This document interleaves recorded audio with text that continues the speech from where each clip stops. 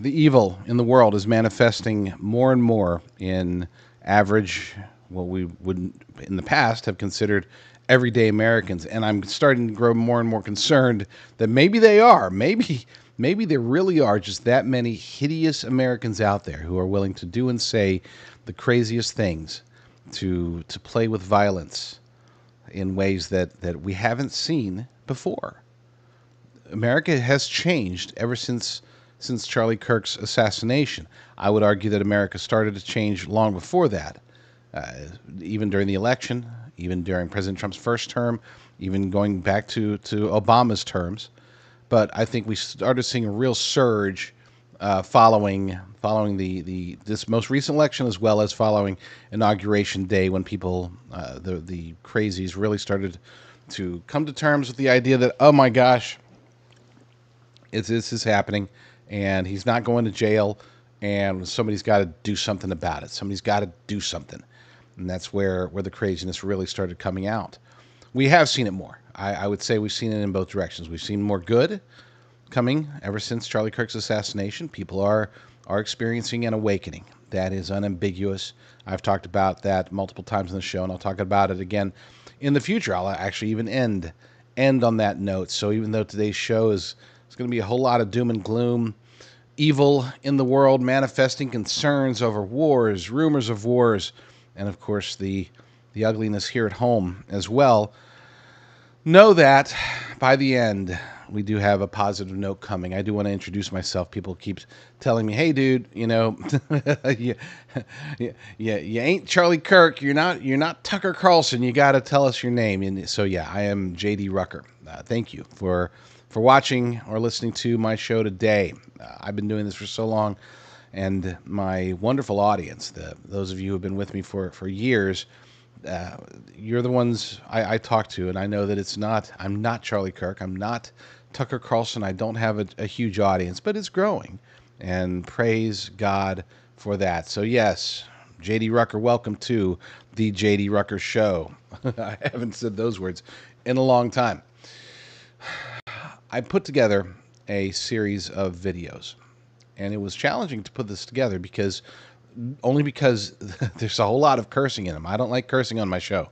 If you are new to the show, I don't like to post cursing. I'm not a prude. It's not like I never curse. It's just, hey, I know that I know for certain that there are young Americans out there who listen to my show, so I try to keep it PG-13 as much as possible. There might be a slip here or there, but my gosh, going through videos on X, on TikTok, on Instagram, looking at the hideous nature of the evil that's manifesting, the demonic nature within people that's coming out, some influences that I would say are bordering on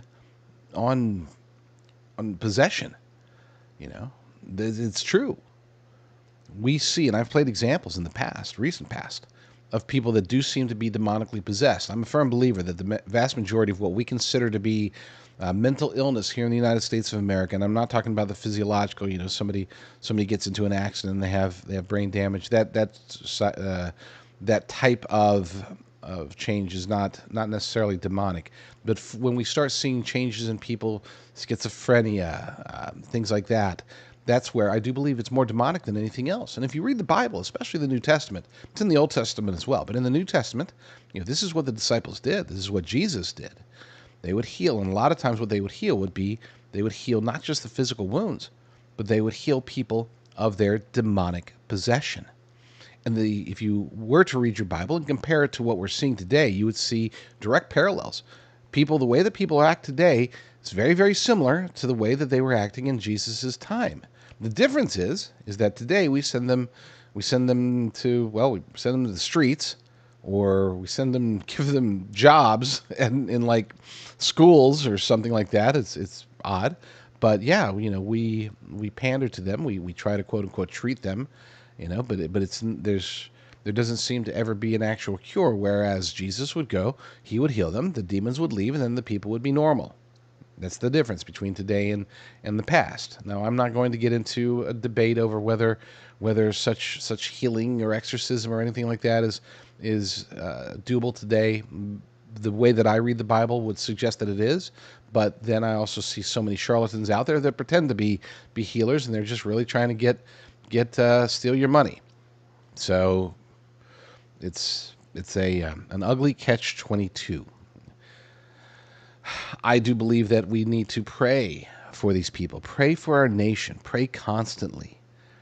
I'm a big fan of fasting. For those who don't know, I did finish my 15-day fast the other day. I am planning another fast, this one to be more of a spiritual fast. That was really geared towards health. This time, I do want to have a full-blown spiritual fast. I'm not going to go 15 days again. That starts to get unhealthy when you go back-to-back with long fasts. But here in a couple of weeks, I probably will do approximately a 5-day fast. And I will try to gain some spiritual enlightenment. We'll see. I haven't done an extended fast for faith reasons ever, so this is going to be my first one. Praise God for the opportunity to do that. So I put together this list of videos that I think demonstrate this rise, the rise in the demonic. And it's not always just crazy people.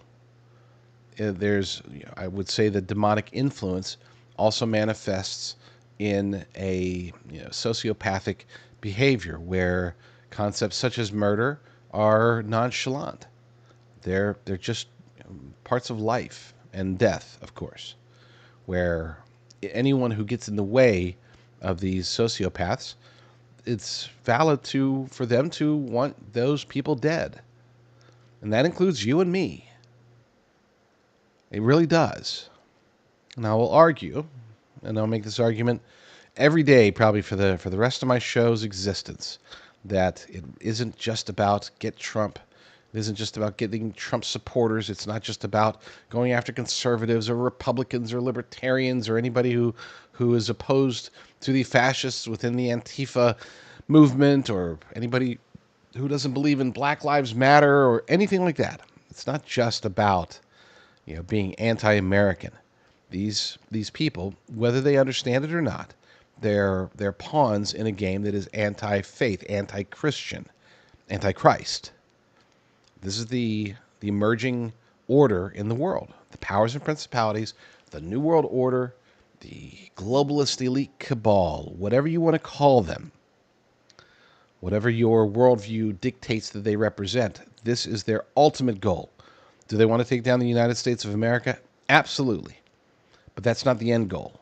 Do they want to have total control and have the emergence of 10 geopolitical world powers that they control those world powers, and that's the existence of the planet? You betcha. Club of Rome, 1970s.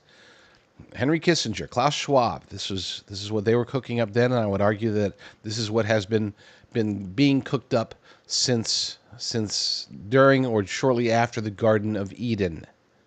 It's all part of that plan.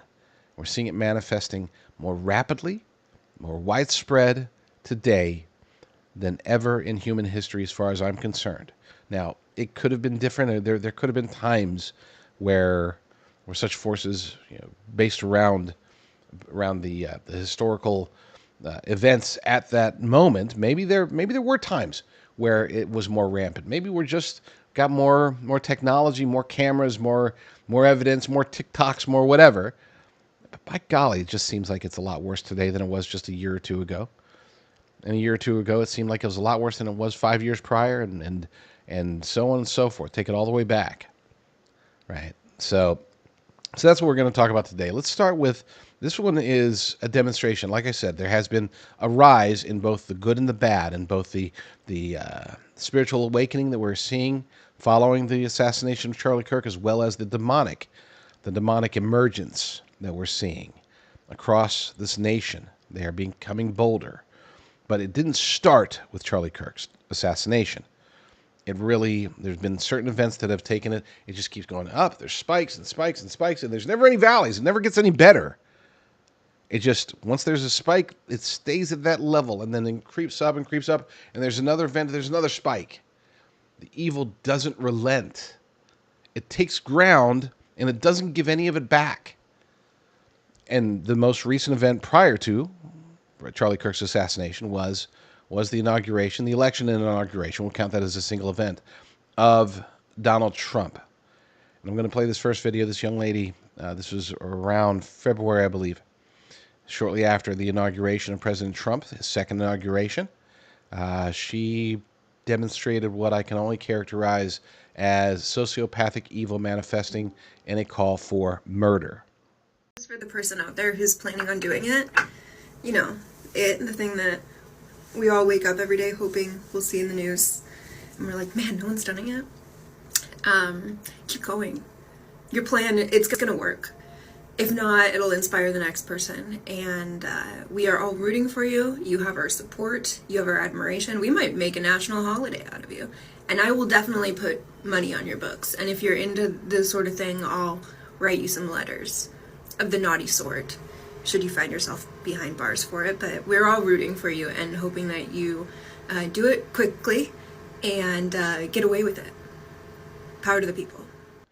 Yeah, that gives me chills. It's not what she said. What she said was hideous, stupid, whatever. But the way that she said it, the deadpan, the dead eyes, the absolute lack of human empathy. You know, here's the problem. They don't realize that they're wrong. They think they're in the right. They think that they're righteous for wanting President Trump or Charlie Kirk or you or me dead. We can no longer just look at this as, oh, you know, they're gonna yell at us, or they're gonna rip off our MAGA hat, or they're going to spit in our food in the drive-through, or they're going to harass us or yell at us in airplanes, or they're going, no. I mean, I'm not trying to invoke fear by any means. I'm telling you this to be eyes open and cautious, because they want us dead. And when there is no moral dilemma holding them back, when there's no question of, when they think that they're doing the right thing by doing and saying these things, that's where it gets dangerous. And you know, a girl like that, you could see the narcissism in the way that she presents herself. You could see that she tries to wield power, especially over other people that might like her. So when she says those things, and when I say she, when anyone like her says anything like what she said, there's a chance, a good chance, that given enough opportunities, somebody's going to take her up on the offer. Somebody's going to listen. You know, there are those who lead, whether through integrity and honor and qualities and intelligence and everything like that. Then there are those who lead through manipulation. And I would say, unfortunately, the majority of the quote-unquote leaders of the world. I'm not talking about like world leaders, though they do count as well. I'm talking about just any, we'll call them an alpha person who influences beta people. And there's a heck of a lot more betas out there than there are alphas. Again, I'm not trying to invoke fear. Let's be clear. I can say these things and even be concerned about these things, knowing that as a Bible-believing Christian, I don't have to worry if some crazy takes me out. You know, does that suck? Do I want that to happen? Of course not. You know, nobody's looking for that. Nobody wants that. But it's not like, oh my gosh, this is the end of the world. No, as a matter of fact, it'd be the beginning of the world. But again, not asking for it. Oh, he said that he wants to die. That's not what I'm saying. Not suicidal, not wanting to get shot or killed in any form or fashion until it's my time. But yeah, I don't fear these people. There's nothing they can do to me. There's nothing they can do to you. If you have given your life to Jesus Christ, accepted him as your Lord and Savior, you should fear nothing other than the wrath of God, which, again, if you've given your life, then you shouldn't even have to fear that, though just even the concept of it can be, and rightly so, should be terrifying. You know what? I have I have a long line of videos that I was going to play for this whole segment. Videos, and I was even going to say, "Oh, I must be a misogynist because it's all these girls that are doing it." It's just because I couldn't find them. I don't know if the X algorithm has me, saw that. Oh, he likes it when crazy leftist ladies say crazy leftist things. So we're gonna give him more crazy leftist ladies. I don't know why, but it wasn't. There was just no dudes. It was like a whole bunch of women just ranting. Right? No, there was this. I take it back. There was this one guy. But the funny part is that he was trans. He thinks he's a woman, so I guess that's what the algorithm picked up there. But like I said, the vast majority of these, there's just way too much cursing for me to play on the show. You can find them; they're out there. That lady was indicative of the challenges that we're facing. One of the challenges that we're facing, but it's bigger than that.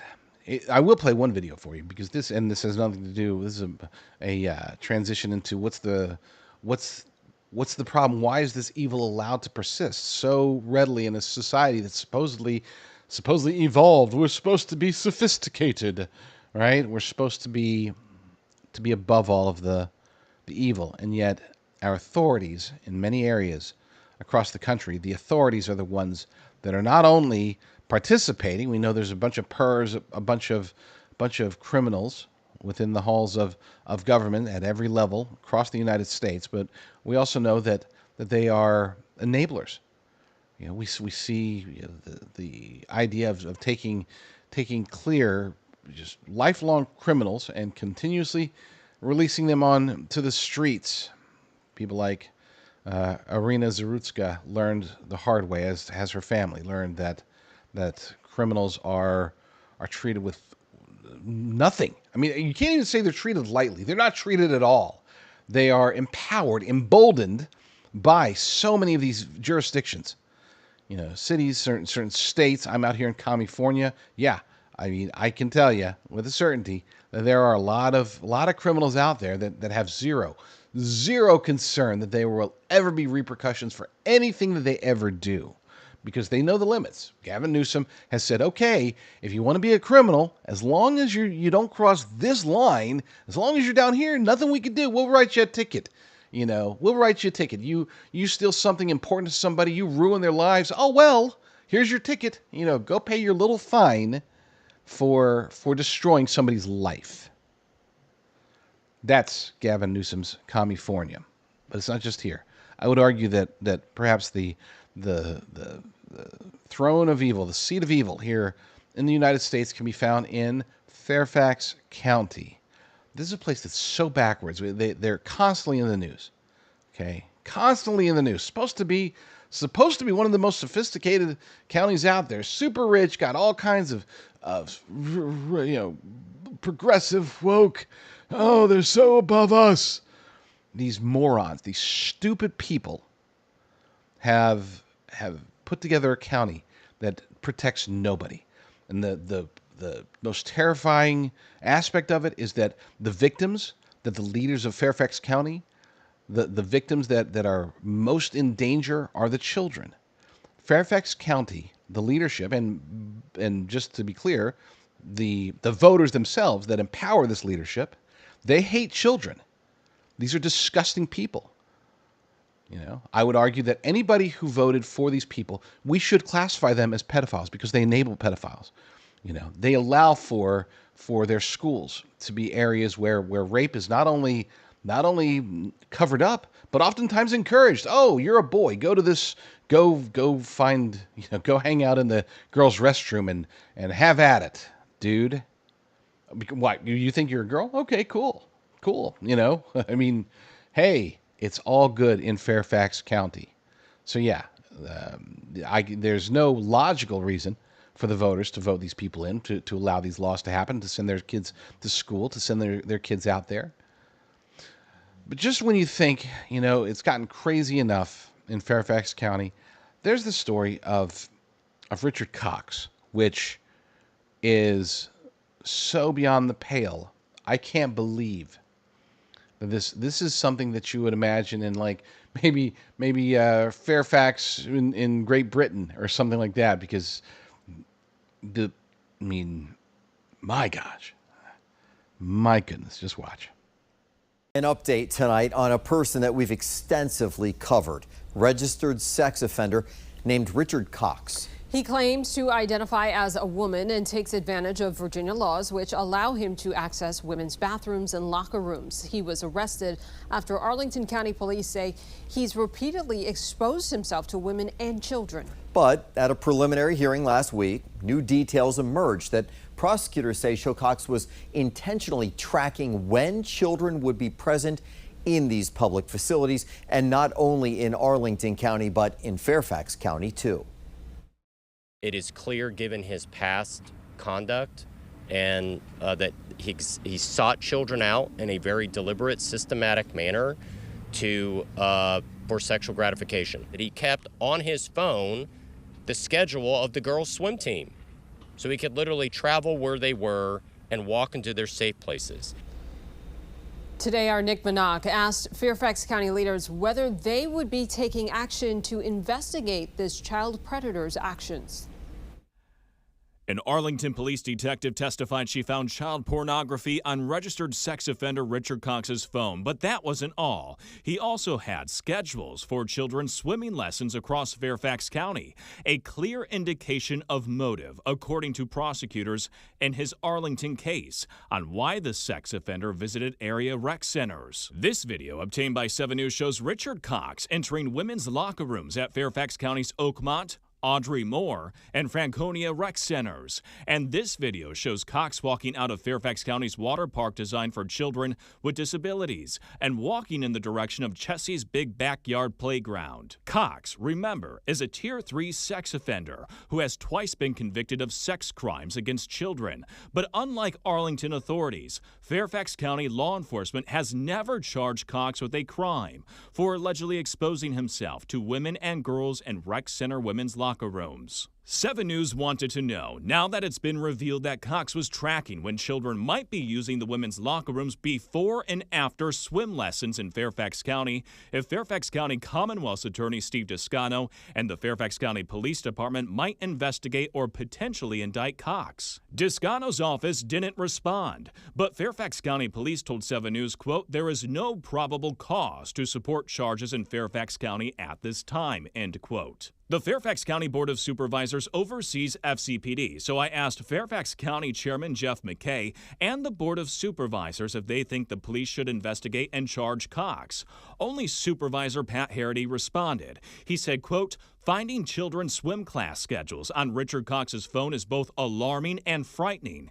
It was the Board of Supervisors' policy that allowed this to happen and continues to allow it to happen today. Biological males do not belong in girls' and women's locker rooms, period. It is that simple," end quote. Virginia Attorney General Jason Miyares is now calling on the Virginia General Assembly to pass legislation giving his office the power to prosecute sex crimes in local jurisdictions if local Commonwealth's attorneys fail to do so. Nick Minock, 7 News. I don't have to tell you how absolutely, utterly insane the entirety of that story is. It's...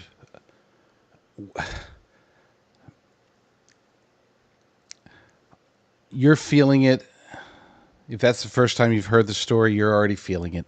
I don't need to antagonize it any further. If you're in Fairfax County, get out. Go anywhere else. Heck, you'll probably be safer. Your kids will probably be safer if you move to Chicago. That's how dangerous it is, because we're not talking about obvious dangerous zones. They're creeping into the safe places, the schools, the swimming clubs. Okay, we should, here in the United States of America, too many men and women have fought and died for this nation to give us the freedom to be able to have a reasonable expectation that if we have our daughters on a swim team, that they're not going to be put in danger for being on a swim team. It's just insane. And there's your radical left. Why do we have these crazies? It's demonic. And then you have the minions of the demons acting as politicians and bureaucrats in places like Fairfax County, enabling, empowering, even celebrating the perversion.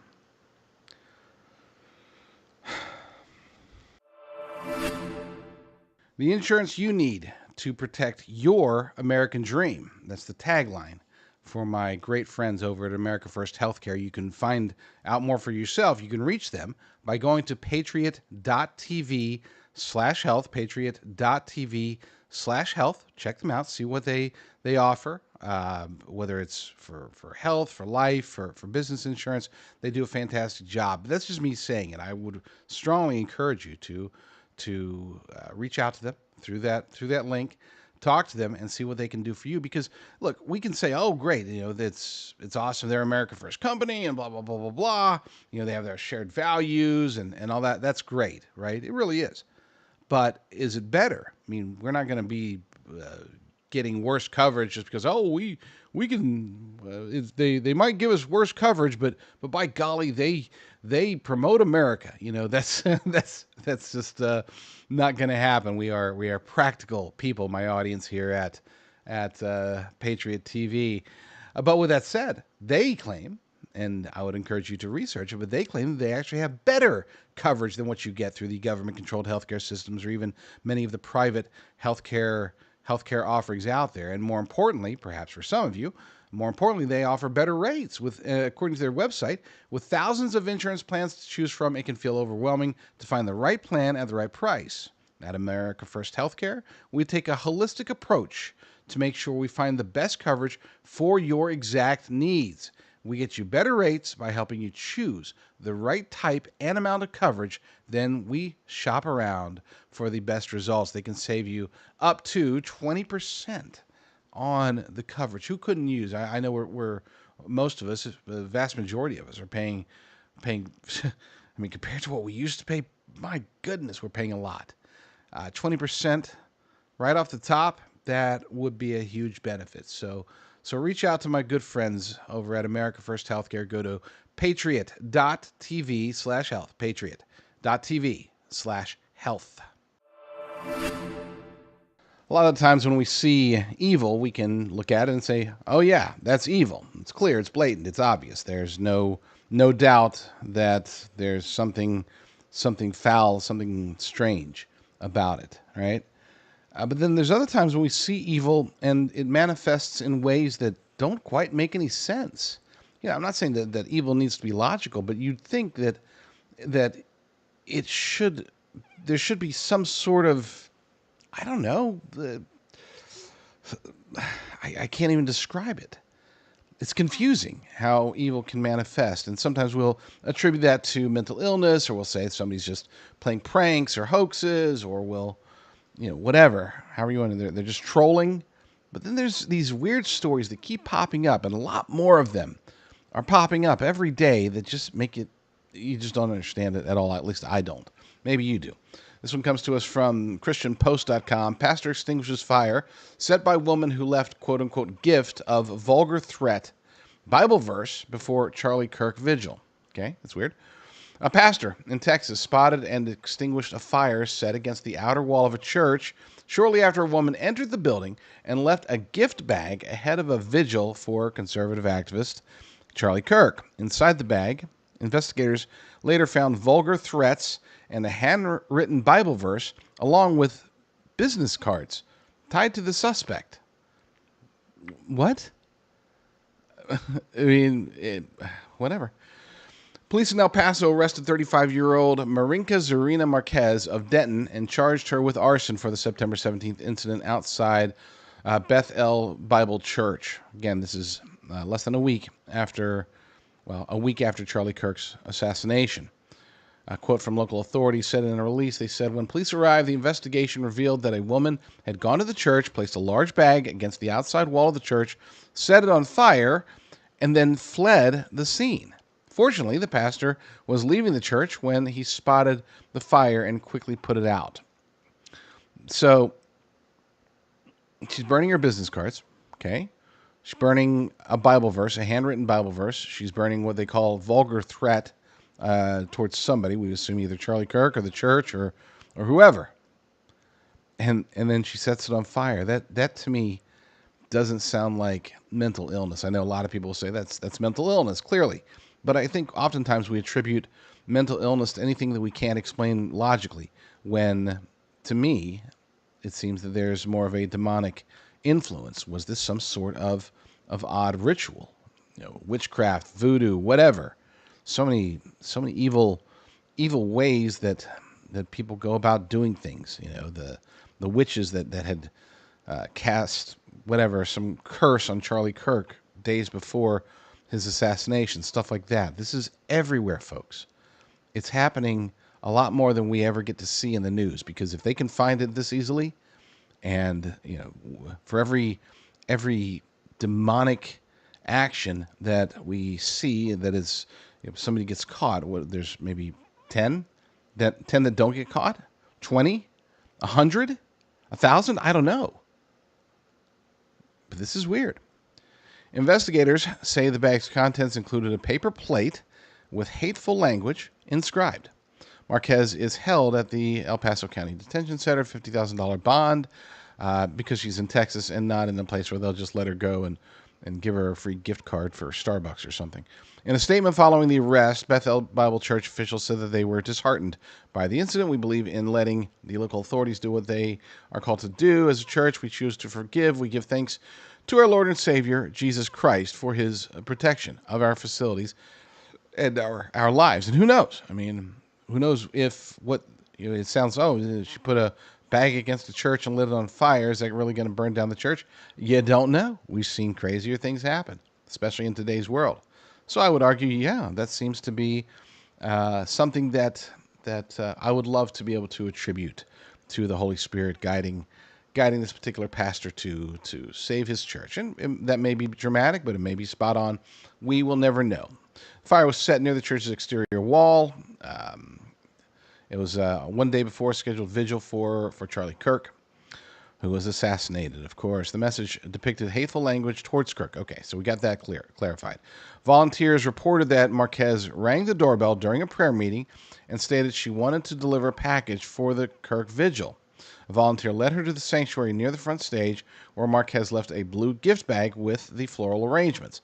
The volunteer then walked her back to the entrance. Marquez retained a second bag, a paper bag with one with a towel inside, and left the premises. I mean, the more I read, the more that we hear, the more this does sound like some sort of demonic, satanic ritual. Okay, this is very specific. Leave a bag there with flowers, and then take a bag outside with weird stuff in it and burn it. I don't know. I've never studied witchcraft, so I don't know, but it sure seems like some sort of ritual in that regard. Maybe even voodoo. I don't know.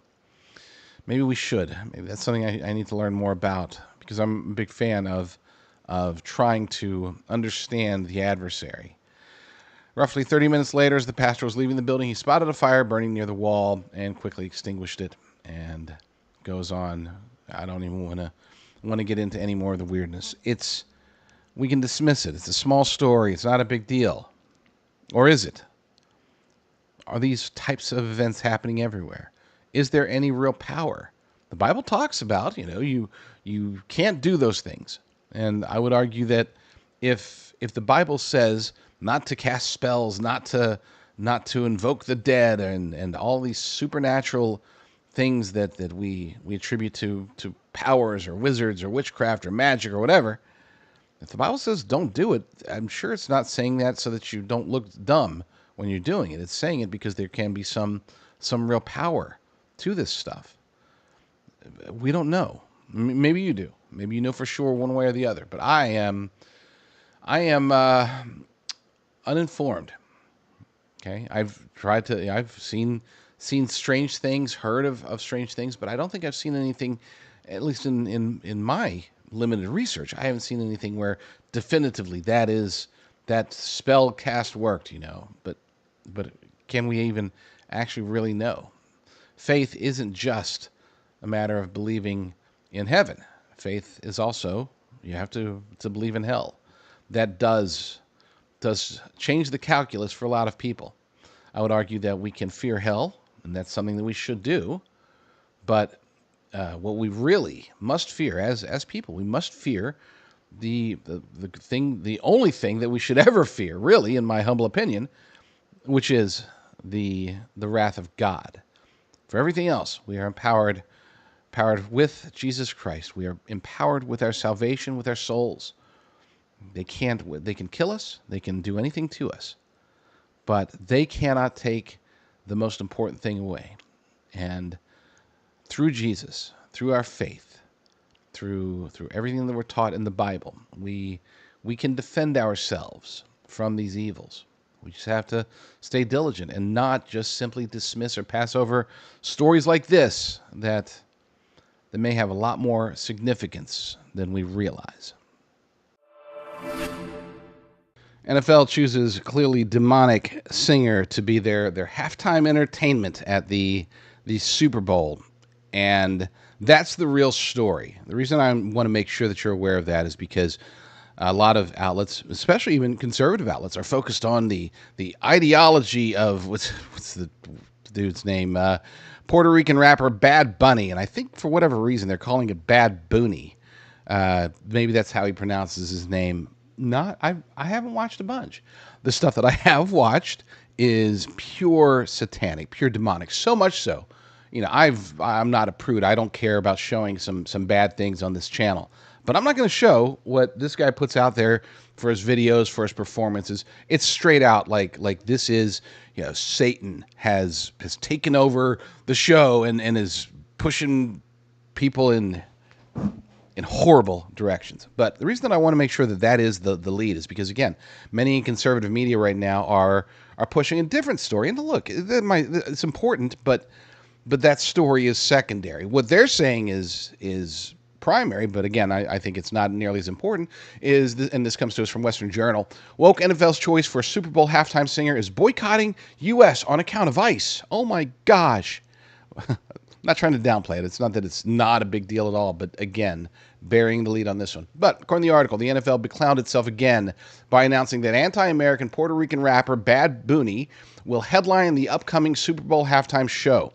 As a reminder, Bad Bunny, whose real name is Benito Antonio Martinez Ocasio, previously said he would not make a U.S. stop on his world tour for fear his fans might get caught in ICE raids. By saying this, the rapper implied that his fan base is largely comprised of illegal aliens who streamed across the southern border. As it is, Bad Bunny had a consistent track record of being on the wrong side of history. In addition to supporting unfettered illegal immigration, he championed the race-hustling Black Lives Matter grift and endorsed two-time failed presidential candidate Kamala Harris.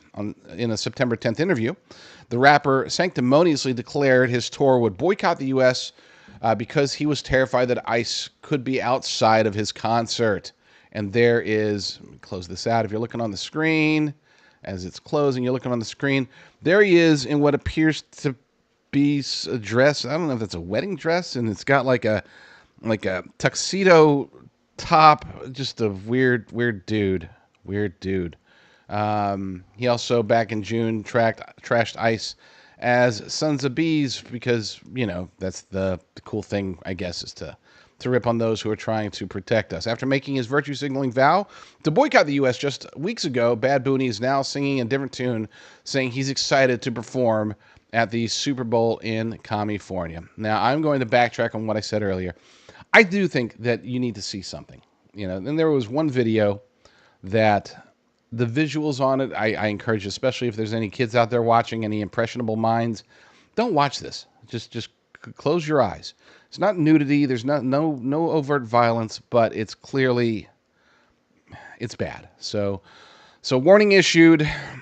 This is who the National Football League has chosen to represent them, and in many ways to represent the United States of America in their latest and arguably worst series of halftime show choices. This is a long string, and it's just getting worse.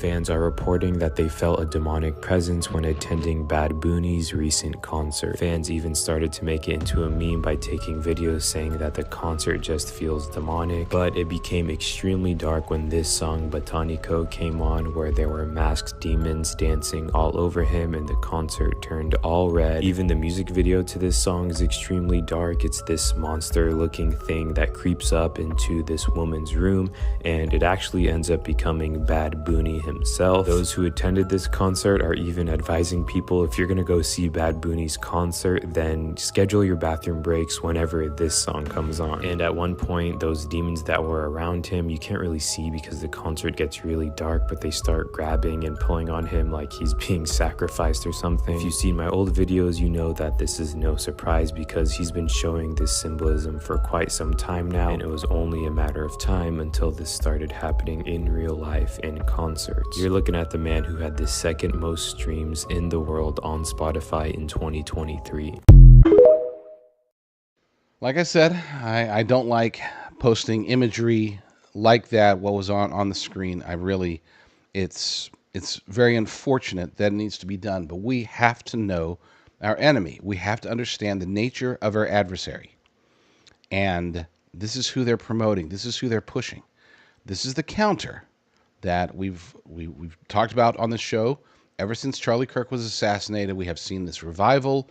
A lot of people are calling it. I call it an awakening of the spirit.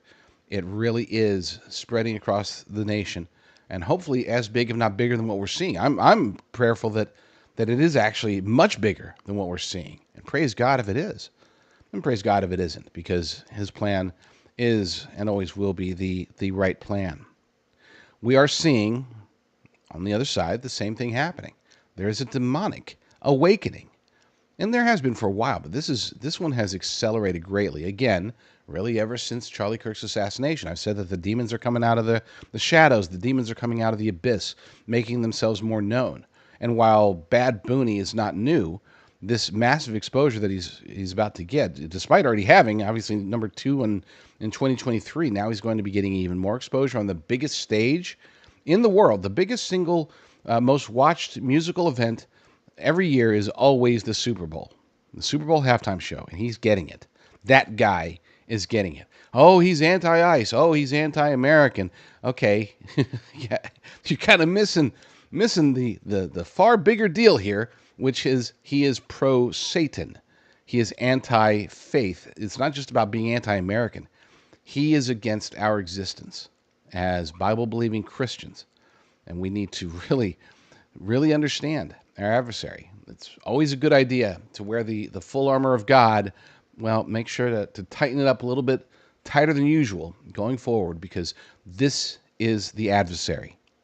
This is who we have to face, not just the man, Bad Bunny, but the spirit of Antichrist that is percolating, spreading widely. Here in the United States, outside of the United States, it's getting bad, and we have to be prepared. We have to be ready to fight the good fight, even if that means sacrificing, well, anything. Sacrificing our lives if necessary. We're here, folks. This is where we are. We can't be stuck in our echo chambers, our little bubbles where, oh, yay, it's great. It's just revival. We have to acknowledge that there is an equal and opposite reaction taking place right in front of us. We can't close our eyes to it. So I regret even considering not playing that for you. You needed to see it. I needed to see it. As many people need to see it, because we have to understand the nature of our enemy. We cannot fight an enemy that we don't understand.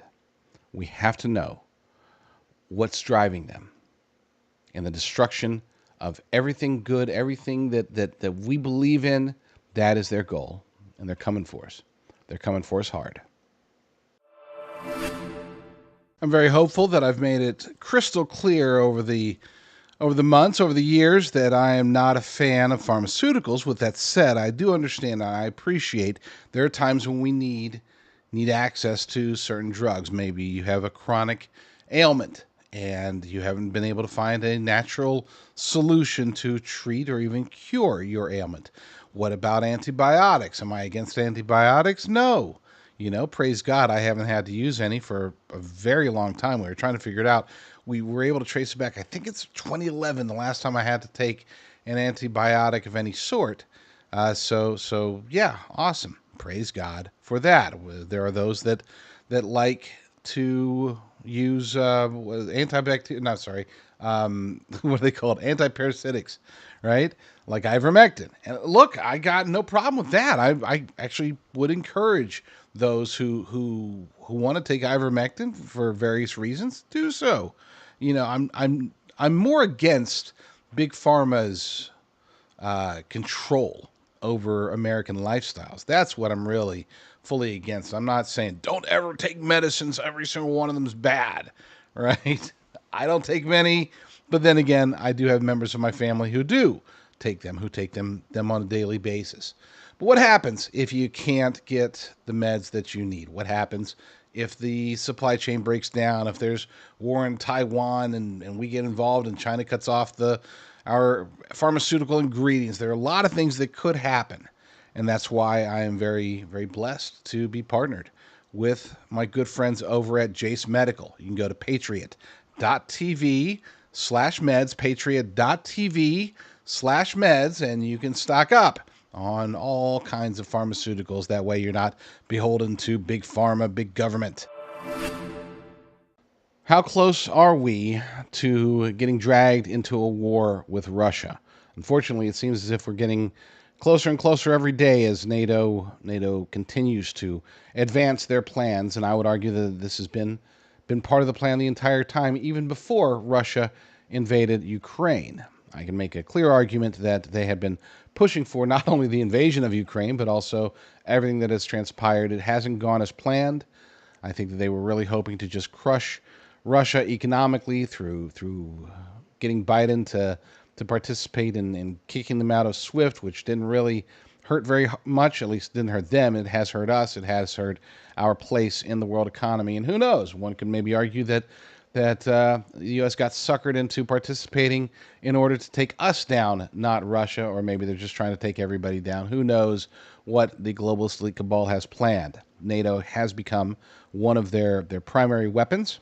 And when I say has become, I don't know if the original NATO, as opposed to Warsaw Pact, if they really were the beacon of peace that they were supposed to be. I think they were, and I think that they have been, that the organization has been changed over the years, over the decades. But maybe they were always intended to be a tool for the globalists. That's for historians to decide, and I'm not a historian, but I am paying attention to what's happening in the world. And right now, we are as close to war with Russia as we have been since the Cold War. It will, of course, be NATO that either initiates it or draws initiation from Russia. We will see how it plays out, but there have been recent signs that point to a higher and rising chance of such a war. Article over at endoftheamericandream.com by Michael Snyder. 9 signs that the United States and NATO are both preparing for war. I think there's definitely more than 9 signs, but let's stick with his list first. Number 1, Keith Kellogg has told Fox News that President Trump has given Ukraine authorization to conduct long-range missile strikes deep into Russian territory, and they are talking about Tomahawk cruise missiles. That's on the table, which would be disastrous. That will, a guarantee. First Tomahawk hits Moscow, we're at war. Done.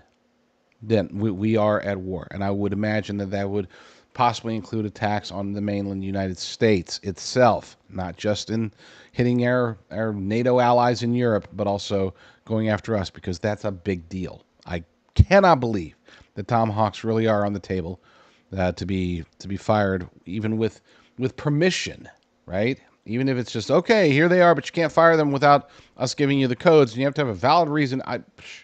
They shouldn't be there. That's the last thing that we want to put into the hands of a moron like Zelensky, a globalist puppet like Zelensky. The only thing that would be worse, of course, would be nuclear weapons. Number 2, according to the Wall Street Journal, the Pentagon is asking firms that produce missiles for the U.S. military to double or even quadruple production rates. And it's not just the United States. Other nations are doing the same thing. We've been depleted.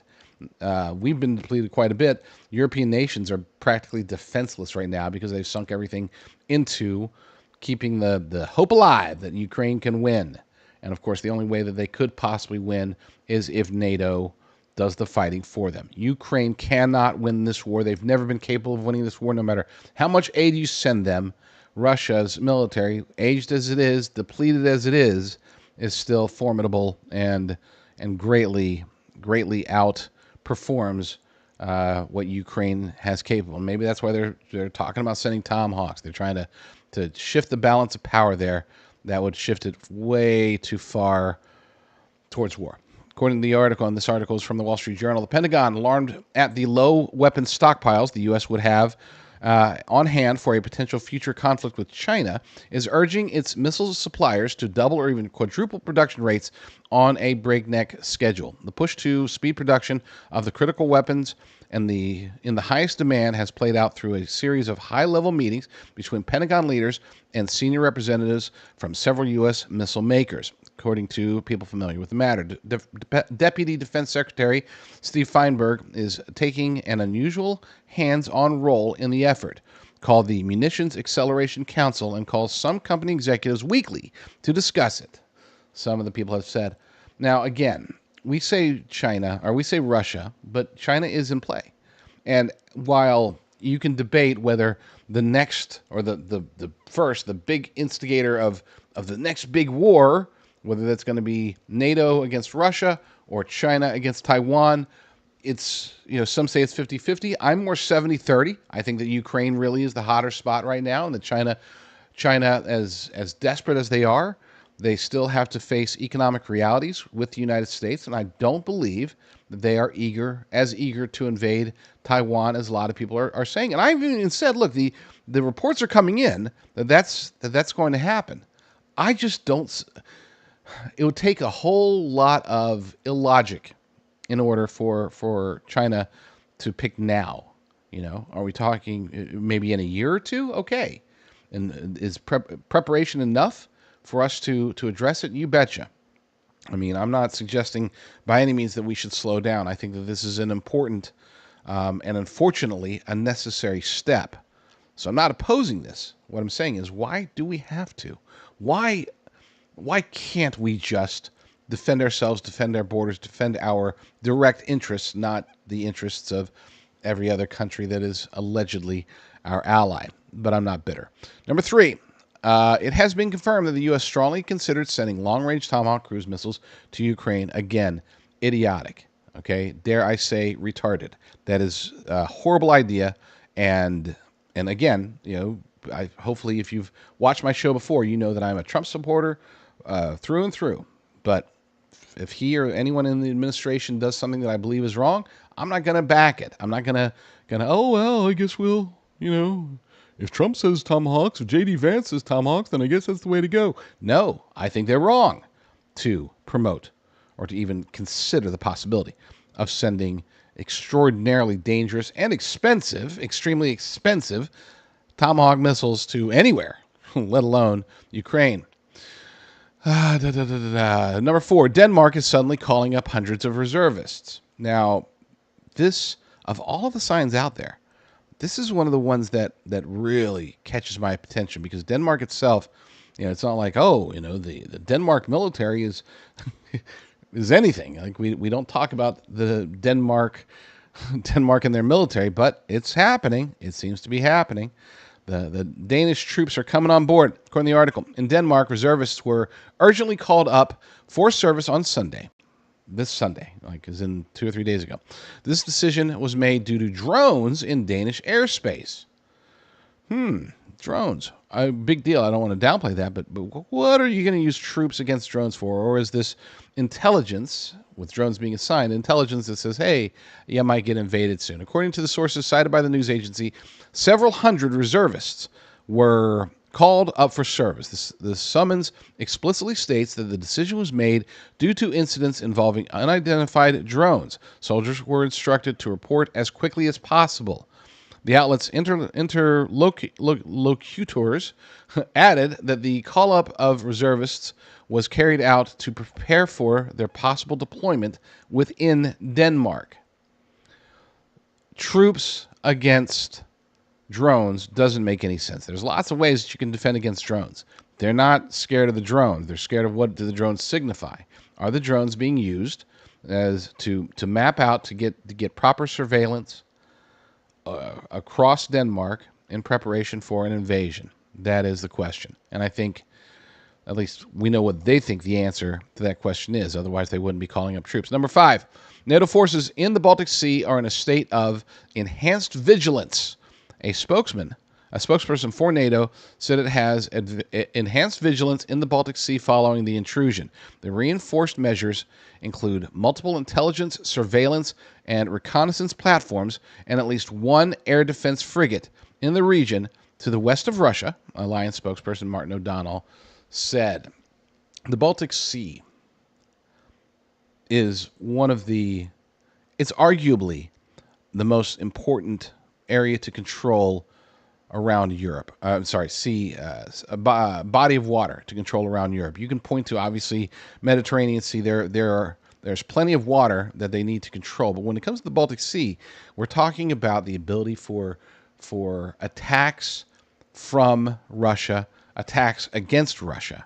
This is where supply lines during war, trade lines aren't nearly as important today as other seaways. But when it comes to a war footing, you got to control the Baltic Sea. If you don't, then you as a warring nation, whether Russia, NATO nation, whatever, you're going to have major difficulties. Gold, it appears, is poised to continue to break records throughout 2025 and into 2026 and perhaps beyond. I am not a financial advisor, so I'm not going to try to predict what gold's going to do, but I can tell you this, that if you have a significant retirement account to protect, one that is over, say, $100,000, then you should be contacting my good friends over at Augusta Precious Metals by going to patriot.tv/gold. That's patriot.tv/gold. Augusta Precious Metals specializes in education for premium, self-directed IRAs backed by physical precious metals. And this is ideal for the Trump economy. Again, if you have substantial savings to protect, it behooves you to contact them, not just to protect or defend what you've already got, but to build it, to be on the right side of the wealth gap. Number 5, French hospitals have been instructed to prepare for mass casualties by March of 2026. Interesting date, right?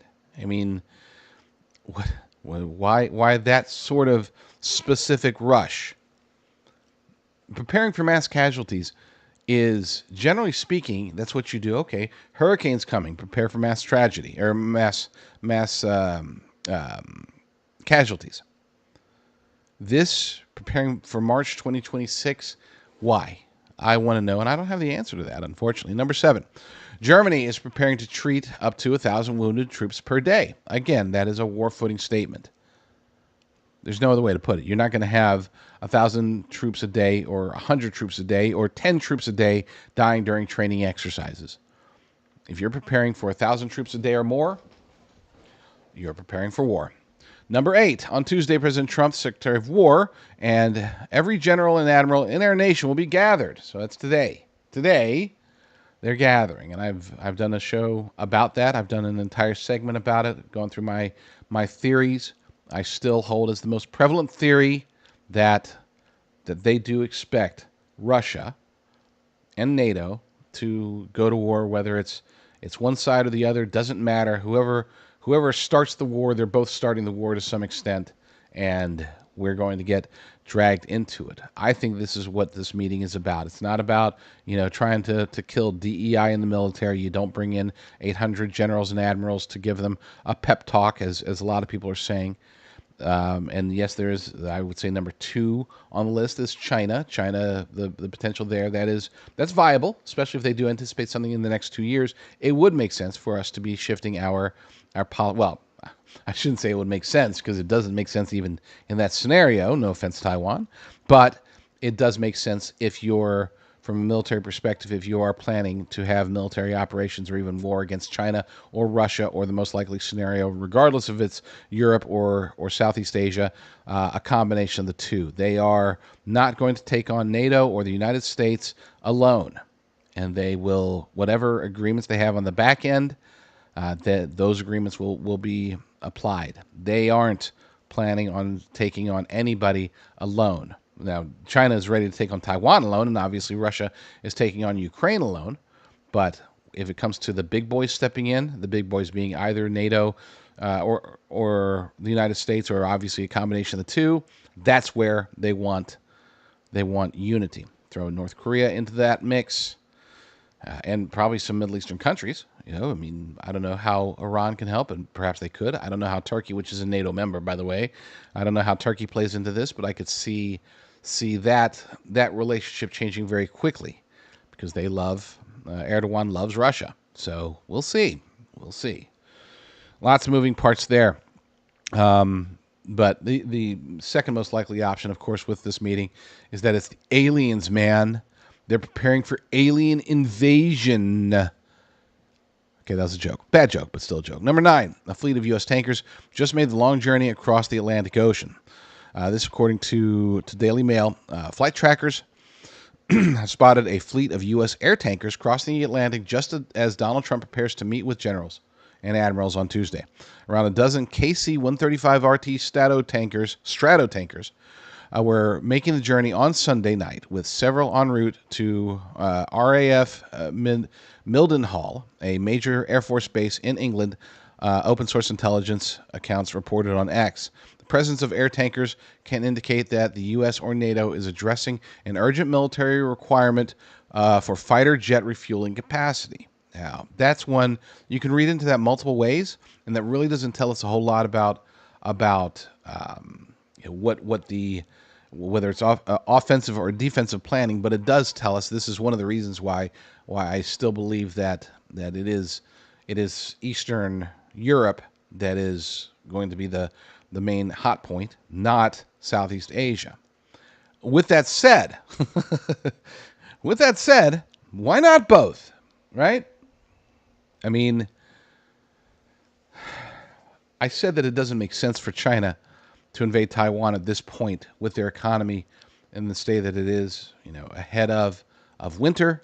There's just nothing points to anything that's imminent from them, unless they would use a war between NATO and Russia as an opportunity to, while we're distracted fighting Russia, they go ahead and just take Taiwan. And then when we're saying no, are we going to spread ourselves thin? Are we going to hit from both the Pacific and the Atlantic? Are we going to defend from both the Pacific and the Atlantic? These are questions that President Trump, Pete Hegseth, and apparently 800 generals are probably going to be answering right about now, depending upon when you're watching this. I think that's what's happening. I have no evidence. All I have are circumstances. But judging by these circumstances, it appears that everybody on their side, everybody on our side, the people that are allegedly on our side, but that are pushing us towards global war, and we haven't even mentioned the Middle East, peace in the Middle East, peace in Gaza. We haven't mentioned Iran. We haven't mentioned a whole lot of things. There's a lot of crap going on, and we're also talking about military entanglement with Venezuela, at least with cartels. My goodness, things are getting crazy out there. And I, hopefully, again, if you've watched the show before, you know that I try my hardest to never be a fearmonger about this stuff. But we have to have our eyes open. If we are indeed, as I believe, if we are indeed in the biblical end times, then this would be, obviously, the rumors of war phase. We have wars.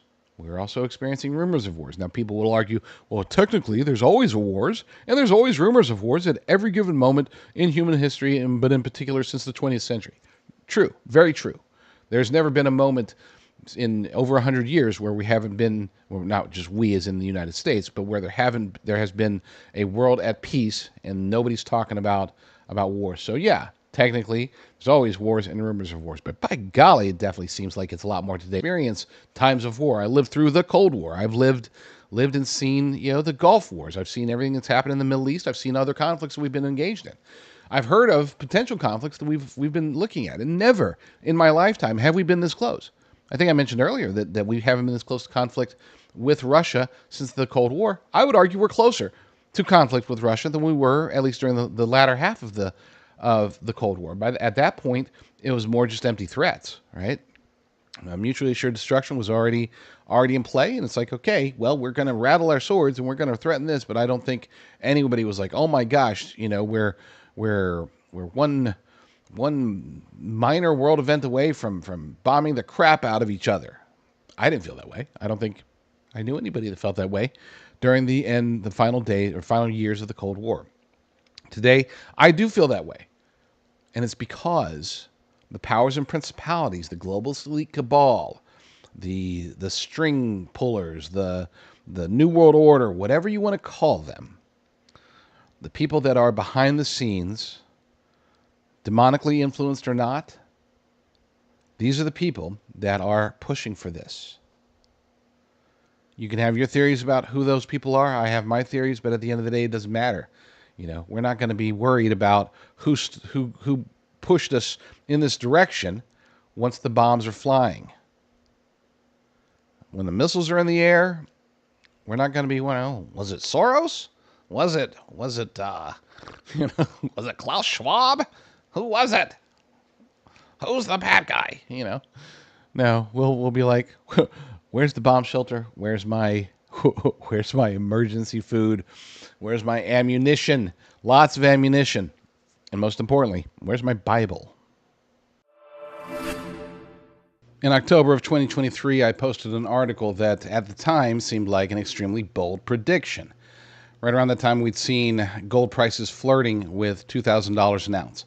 And there were, as it dipped down early October, down into the 1800s, a lot of people were posting articles saying, hey, gold, yeah, sure, it barely hit 2,000, but that's really a pipe dream. We're going to be stuck in this arena sub 2,000 for a long time. Could be years, could be decades. We've really hit the max on gold prices per ounce. And again, this is my bold prediction at the time. I posted this on October 7th, 2023.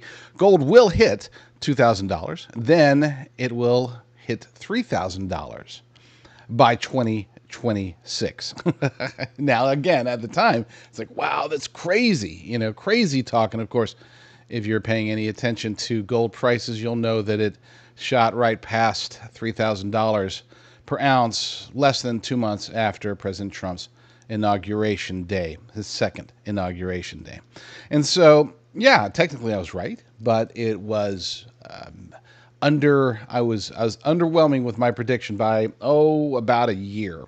And that's good. That's fine. That's great. But a lot of people have been questioning, as gold is experiencing this run, a lot of people have been questioning, where is the cap? Where's the top? Has it hit its highest mark already? Is it going to keep going?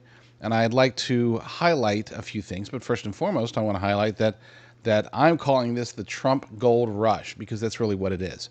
We can go over all of the various articles and predictions and economists that are pointing out at national debt. They're pointing at inflation. They're pointing at de-dollarization, rate cuts, government shutdowns. They're pointing at all these various reasons for gold to go up. But really, at the end of the day, it comes down to President Trump's policies.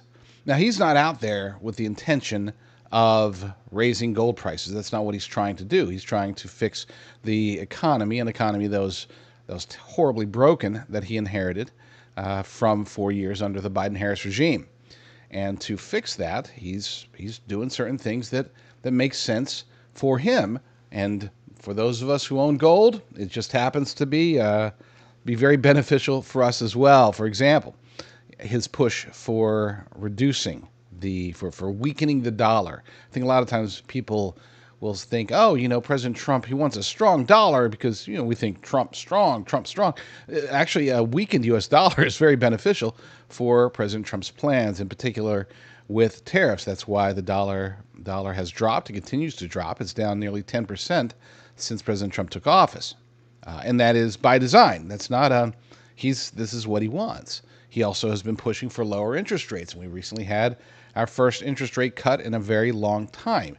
That too dramatically impacts the value of gold and silver and other physical precious metals for that matter. And we look at the trade wars, his tariffs. This is something that when everything is combined, tariffs, generally speaking, have a positive effect on gold prices. It really comes down to how much buying power people have. And this is why, again, I like to point to this being Trump's gold rush, but there are other unfortunate factors that are also playing in. It seems like we're in the perfect storm right now. It seems as if every indicator, every factor, everything is pointing towards gold. And we'll just say pointing towards alternative means of of holding wealth, holding money. The fiat currency system is breaking. It has always been breaking. It's always been broken. It's just more and more people finally are starting to realize it. And as the people start to realize it, so too do institutions such as central banks say, "Up, looks like the jig is up. Time to buckle down." You know, there was a time where central banks, they were holding tremendous amounts. I don't recall the exact number, but it was like over 50% of their holdings were in gold, and that has dropped dramatically over the years, over the decades, until very, very recently. For the first time, they are holding more gold than treasuries, which has implications, dramatic implications for the economies of not just the United States but of the globe, across the globe. But that's a story for another day. His policies, President Trump's policies, combined with everything else that's happening, really does point to alternative investment solutions. We can look at stocks. Are stocks up? You betcha. You betcha. They are up. They are up. The Dow Jones Industrial Average, ever since President Trump has taken office, is up 5%. 5%. That's it. Which is, hey, that's fine. It's up, right? That's a good thing. But that's not exactly, wow, you know, this is how we're gonna protect our money. And people think, well, yeah, but that's good for stability. Okay, but that's not why you get into the stock market. You're not getting into the stock market for stability. You know, whether it's your regular investments, your retirement investments, your hope is that as the stock market grows, and so too do your investments.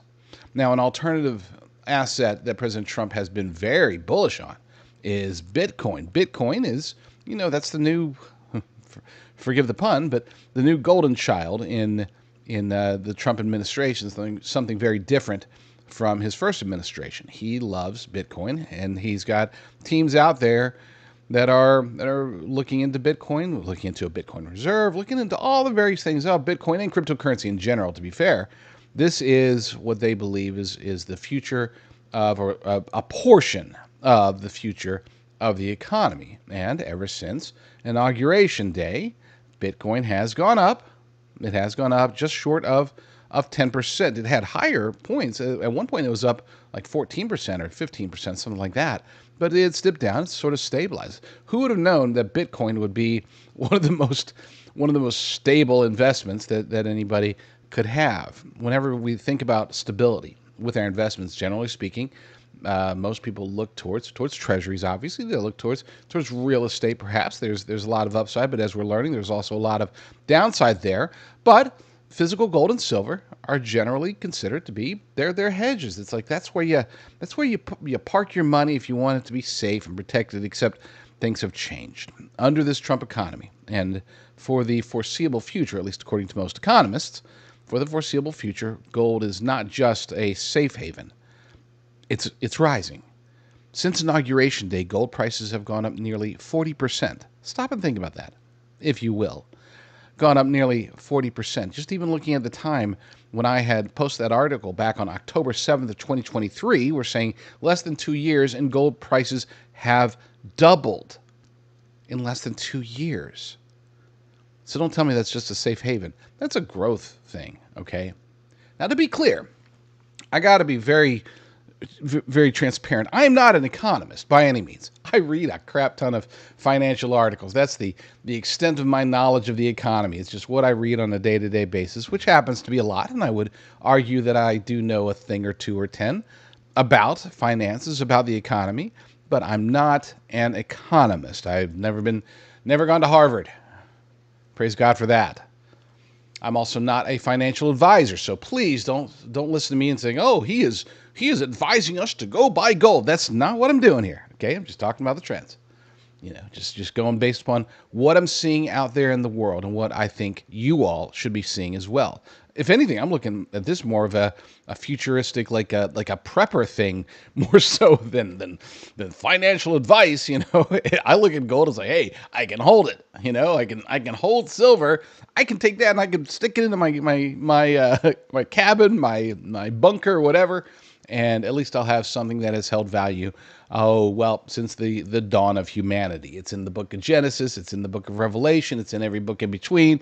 Gold is There's something biblical about gold, but I'm not going to dive into that. So that's caveat number 2. Caveat number 3 is that today's segment, the segment is sponsored by Augusta Precious Metals. This is a company that has been rated best overall by Money.com for 4 years running. Best overall. There's a lot of people. You'll see the Money.com badges everywhere. But it's like, oh look, we got the miscongeniality award from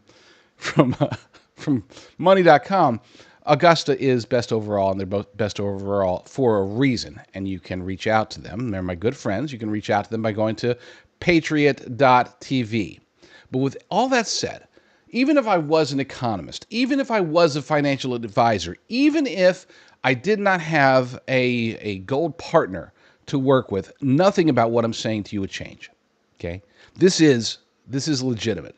What we're seeing with gold and silver, but particularly gold right now, is tremendous. It can't be overstated, because people are asking right now, as gold hovers, just shy of $4,000. What is the cap? What is the end? Where does it stop?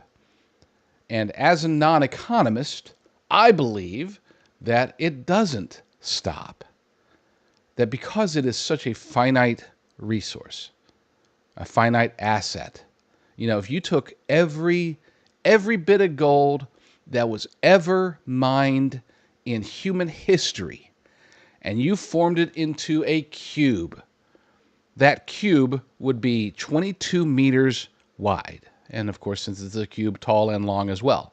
22 meters. Now, I don't know how that translates into feet, because I'm American. But the statistic came from The Guardian, and they're British. So 22 meters just doesn't sound like a lot.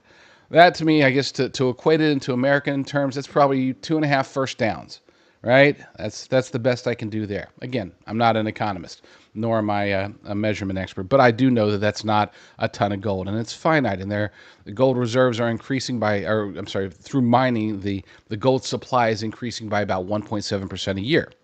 That number I do understand, and that's not a lot considering the demand by central banks, the demand by investors. For central banks, that should be the biggest indicator, by the way.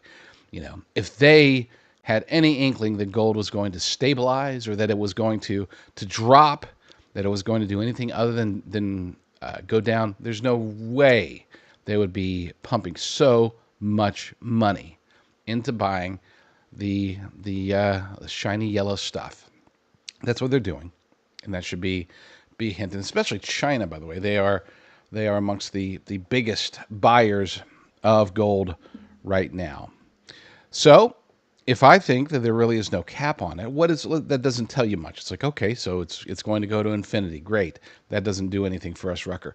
Let's get a little bit more tangible. Let's go to a gentleman who actually does have Harvard education, who does have economic chops that are very far above and beyond mine. Let's turn to Devlin Steele over at Augusta Precious Metals, and he cuts to the chase. He tells you where he thinks gold is going in the future.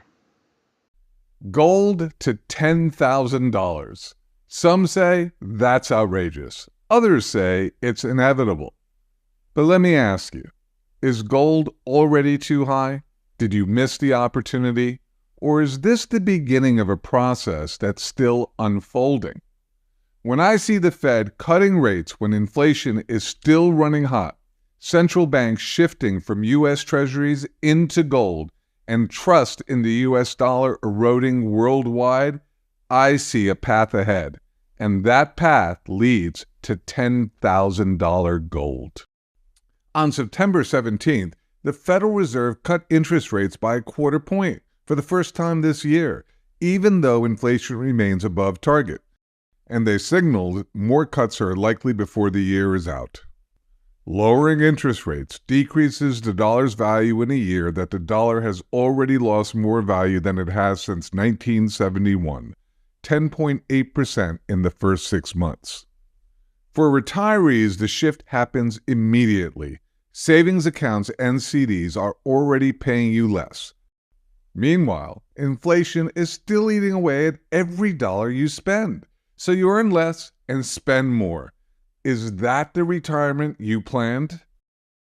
Inflation is a nightmare for retirees. It doesn't just raise prices, it erodes purchasing power. Think about the inflation of the 1970s. It took over a decade to clean up that mess. The difference is that was an American problem. Today it is global. Ask yourself, what happens when the world's reserve currency starts to crack? More importantly, what happens to you? For decades, central banks filled their vaults with U.S. Treasuries, America's IOUs. But now, for the first time since 1996, they hold more gold than Treasuries. Where do you think this trend could go next? Imagine what would happen if central bank allocations moved towards 75% gold holdings again. Where could that send the price of gold? Do you really think these central banks are about to reverse course, dump gold, and start buying U.S. Treasuries again? Of course not. The fiat experiment is unraveling, and the very institutions that created it are quietly admitting it by stockpiling gold. For 50 years, we have been told gold is a relic, and paper money backed by nothing is normal. But history says otherwise. So the real question isn't whether gold is priced too high. The real question is, how far can it go when the world decides paper money isn't wealth?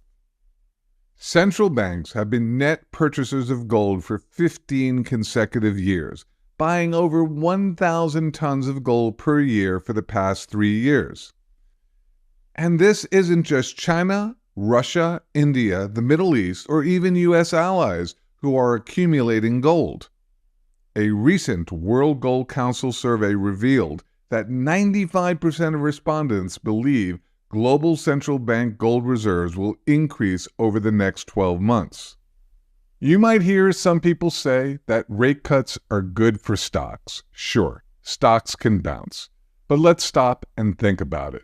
Is it because companies are earning more or because cheap money is inflating prices? That's not growth, that's a bubble. And if you're in the red zone 5 years before or 5 years after retirement, one crash can devastate savings. Gold's rise is different. It's not based on cheap money, it's based on structural demand and finite supply. Central banks are buying record amounts. The dollar is losing trust. Gold has a finite supply. So we know that the central bank buying trend is likely to continue. We know this is a steady trend that has the potential to reach all the way back to its historic high of 75% in central bank reserves. That's why I don't just see the price of gold hitting $3,700 an ounce. I see $4,000, $5,000, and yes, over time, even $10,000 an ounce. So let's put this all together. Your savings accounts are paying you less. Inflation is still hot. Stocks could be melting up. Meanwhile, central banks are accumulating a record amount of gold. So the question is, do you want your retirement riding on the Fed or anchored in true value? The sequence is predictable. Rate cuts now, quantitative easing later, more dollars printed, more inflation risk, higher gold. We know from history that the 1970s inflation cycle took 10 years to fix. Today's mess is bigger, more global, and harder to solve. So no, the dollar isn't going to be saved, and central banks aren't going back to treasuries. The trend is one way. The question is, do you align your retirement with it or ignore it and pay the price? You've worked too hard to let Fed games decide your future. This isn't tomorrow's problem. It's today's reality. And $10,000 gold isn't a dream. It's the logical outcome to a process already underway. Good. I love listening to that guy. He really does know his stuff above and beyond me. But he didn't explicitly say it, but I'm going to go ahead and say this really is the Trump gold rush. Now, what does that mean to you? What does that mean to anybody? It doesn't matter whether you are a Trump supporter or a Trump hater or anywhere in between. President Trump's policies, combined with the geopolitical turmoil that we're seeing around us, this turmoil that is only growing as we speak. I mean, it seems as if any day now we are going to hit some world event that's going to make markets crash. And that's not where you want your, you don't want your investments of any sort, especially your retirement investments, which often represent your life savings. You don't want your retirement investments to crash. Now, what are the chances of gold crashing? What are the chances of silver crashing? Not an economist, not offering financial advice, but I think it's crystal clear that of all of the possible ways to hold your retirement, to hold your wealth, to hold your life's savings, right now, today, physical gold and silver seems to be an extraordinarily valid option. I strongly encourage you, if you are, I would used to say over 55, but we're getting people that are in their 30s now, people that are in their 30s moving their 401ks, their IRAs, their TSPs into gold IRAs by Augusta Precious Metals. This is happening, and it's the first time I've ever seen it. It used to be, if you're over 55, if you're over 59 and a half, no, if you have a substantial amount, if you have over 50 or over, really, if you have over $100,000 in your retirement accounts, it behooves you to contact my good friends over at Augusta Precious Metals. Just go to patriot.tv/gold, patriot.tv/gold, and you'll get a gold guide or whatever. That's great. The main thing that you want to do, though, is you want to sign up after going there. You want to sign up for their educational web conferences. This is very different from anything. If you ever talked to a gold company in the past, especially a gold IRA company, you fill out the form. They say, okay, so we're going to go personalize your gold guide, and so I just need to get a bunch of information from you, and then we'll send that over. But really, it just turns into a long sales pitch, or their hope is that it turns into a very short sales pitch. Only Augusta Precious Metals is out there pushing these web conferences. I say pushing because they really, truly, legitimately want to educate people. The more that customers know, the more likely they are to choose Augusta over other companies. A more knowledgeable investor, somebody who's either knows what they're doing up front or learns what they need to know through these educational web conferences, they're the ones that it becomes a no-brainer. This is why, again, I can't stress this enough, Money.com positioned them 4 years running, and it's looking good for 2026. But for 4 years running, they have been rated as best overall. They didn't get one of the dinky prizes, the consolation prizes. Best overall, top of class, the best gold IRA company, and they're not getting the endorsement of some former Fox News host or 80s television actor or anything like that. They're getting their endorsements from actual, economists like the editors over at money.com. So check them out. Go to patriot.tv/gold, patriot.tv/gold. Your future self will thank you.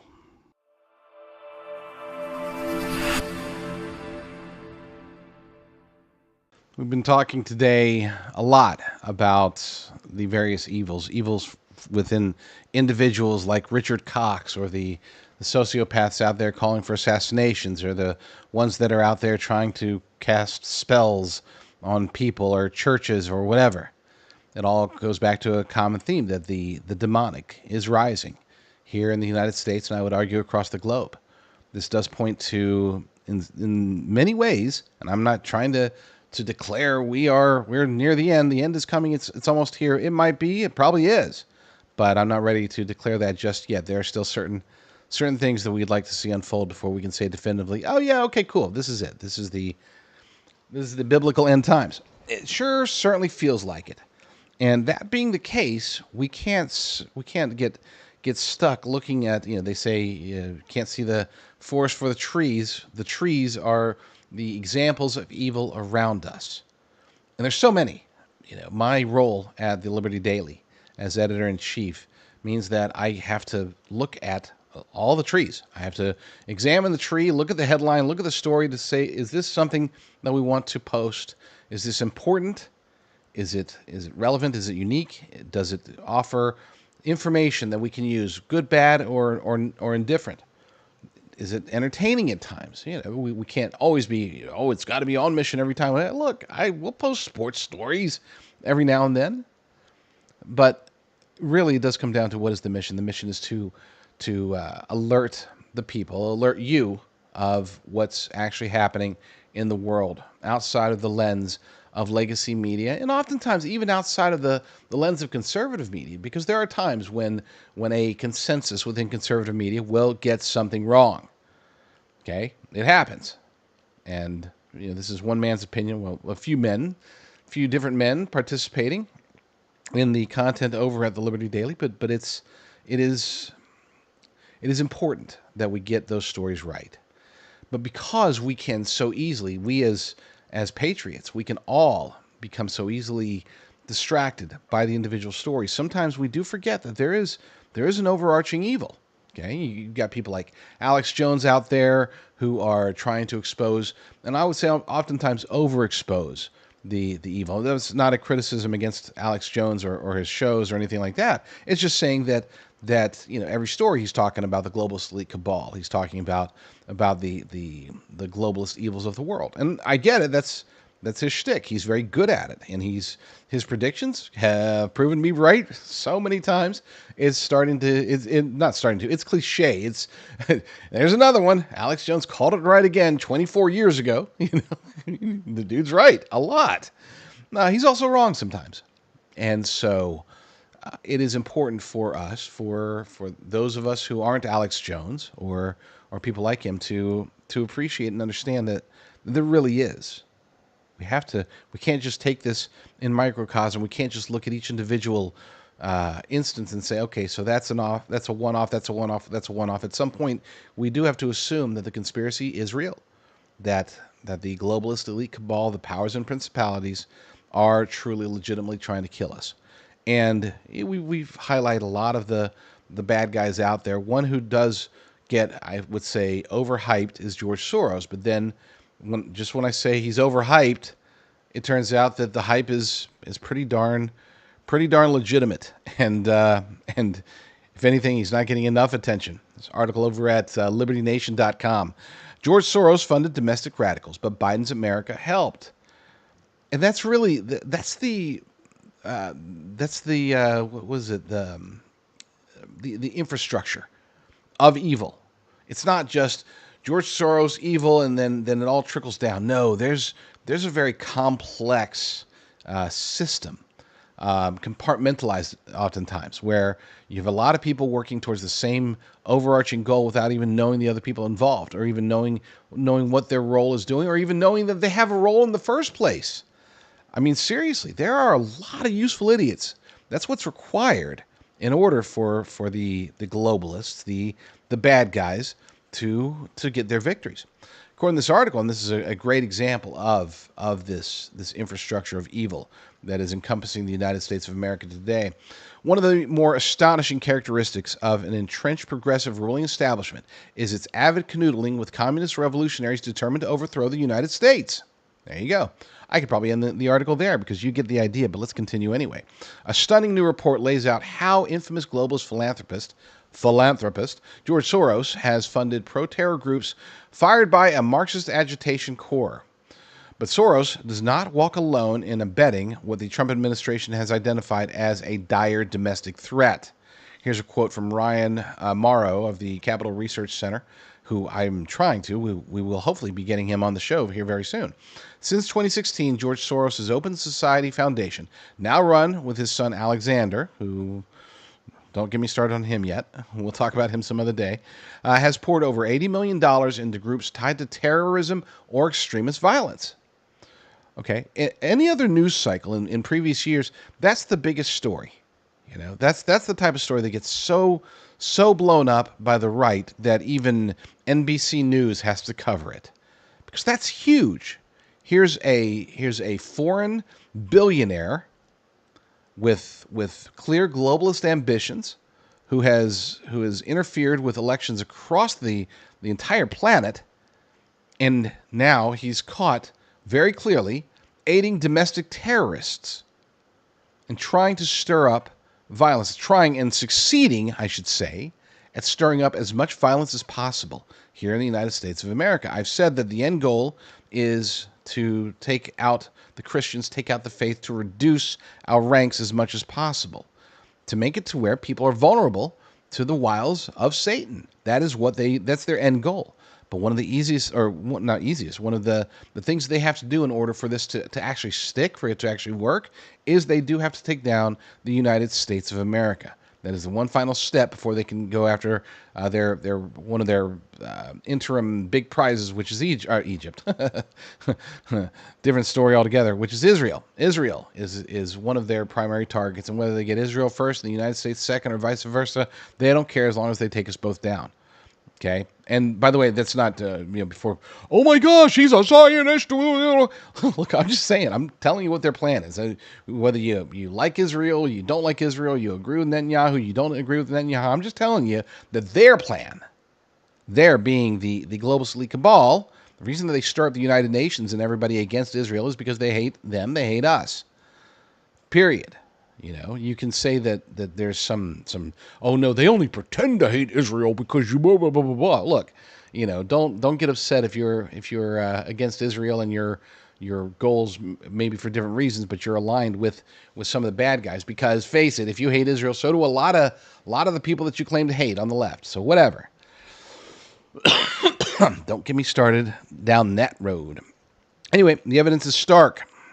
Open Society has sent millions of dollars into U.S.-based organizations to engage in direct actions that the FBI defines as domestic terrorism. Morrow's dossier extensively details an elaborate network of larger umbrella organizations and radical local subunits that work to aggressively stir up social unrest wherever and however they can.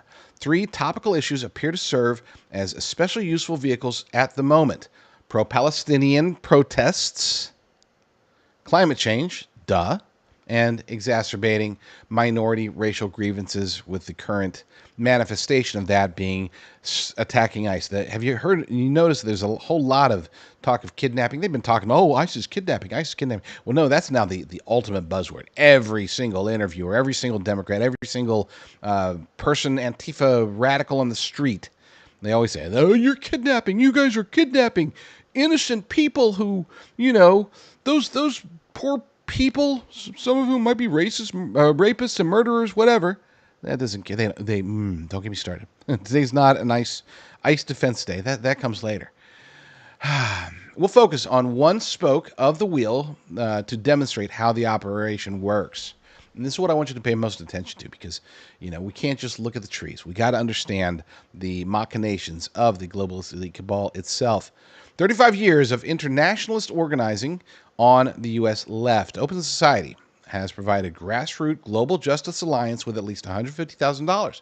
Doesn't seem like a lot, right? But there's a whole lot that you could do with $150,000. I know there's a whole lot I could do with it, if anybody wants to send that to me. In 2020, the alliance endorsed violence against law enforcement, posting a graphic showing weapons and criminal tactics used by protesters, such as blockading roads in order to impede police cars and encouraging demonstrators not to provide information about each other's crimes. The alliance, and this is a quote from Morrow again, continues, the alliance refuses to recognize the United States as a right to exist, instead referring to the country as Turtle Island, so-called USA. The alliance calls for the shutting down of Mount Rushmore and a return of all public lands to their original stewards. The ideology and tactics of GGJA trace back to the decades-old communist radicalism of its executive director, Cindy Weisner. In an August 2024 podcast interview with Convergence magazine, Wisner reflected on what the publication noted was her 35 years of internationalist organizing in the U.S. on the U.S. left. She said, "My family is from El Salvador and Colombia, countries completely impacted by U.S. intervention and, civil war and revolutionary movements." I know, like how she threw that in at the end. Civil war. And I know that, don't get me wrong, I'm not trying to suggest that the United States does not stir up civil wars or revolutions or false flags or anything like that. What I'm suggesting is in old El Salvador and even current day Colombia, these were commonplace. You didn't have to give them much of a push. They were wanting to happen anyway. El Salvador is much better today, by the way. Colombia is not. I wonder why. It is crucial to observe that Wisner directly, if rather incoherently, declares that the social justice fight against climate change is a jumping-off point for the greater battle against what she sees as a larger, oppressive Western construct. And therein lies the key to understanding the climate change cult. Saikat Chakrabarty, who was the architect, former, he was with Justice Democrats. He was a former chief of staff for AOC. He's going to be running to take over Nancy Pelosi's seat in Congress. She will be, I assure you, she will be dropping out here very soon and endorsing him. Maybe not soon, but she will not be running in the next election. They are going to force her to pass it off to Saikat Chakrabarty. This guy is radical. He makes Zohran Mamdani seem like a moderate. That's how bad he is. But anyway, they're explaining that, he had explained that the Green New Deal really had nothing to do with climate change, that it was an economic plan. And Wisner goes further by explaining how this is a way for them to essentially take down what they're calling the oppressive Western construct. Climate change is a path to destroy Western society through economic means. Period. I'm not saying that as an opinion. I'm not stating that as, this is the theory. No, that is a fact. And you might say, where's my evidence? If you follow the progression of what the Green New Deal is all about, if you understand and read the Green New Deal and its various iterations globally, you will realize that there is no other path. This does lead, and knowingly so, lead to a globalist system, a globalist government. There is no other possibility, and it openly states that. So when I say that they're trying to take down Western society, they don't specifically say those words, even though Wisner clearly does. What they say is they want a global community. And the only way that they could ever achieve that is to destroy the Western construct. So again, I stand by my statement that is a fact, unambiguous, easily demonstrable, given enough time, which we don't have today. More so, let's continue here. Around the issue of climate justice, we come out of the environmental justice and climate justice movement around the work around demilitarization, not only around demilitarization in our communities and the fights against the police, or ICE, the military budget, but also around the wars and occupations around the world and around racial and gender justice. Now, I'm not saying that she's good with her words, but you got to still try your best to understand them and see what she's trying to say here. This really is about forcefully installing globalism as the only government, one world government, one world economy, and yes, a one world religion. And that one world religion would not be Christianity. I assure you of that. After the fact, after the events of the book of Revelation and other prophetic books in the Bible, then we can have, hopefully, Lord willing, a one world religion with Jesus Christ as the leader of that. Continuing, urban Marxism and anti-ICE protests. Sounds interesting. Throughout, Wisner peppers her talking points with Marxist lingo about international liberation. That is an important word that we all must remember, because that's going to be the rallying cry. They're not going to talk about revolution. Okay, they are today, but eventually that's going to switch to liberation, because revolution is a proactive stance that requires, okay, so we're going to make a change. And that's just not powerful enough to get the common people. It'll get the Antifa types, but it's not going to get the common people. Liberation, on the other hand, can. When you can convince enough people that they're prisoners of a system, you'll be able to get those people to revolt against the system. So they get revolution by calling it liberation. Make sense? Good.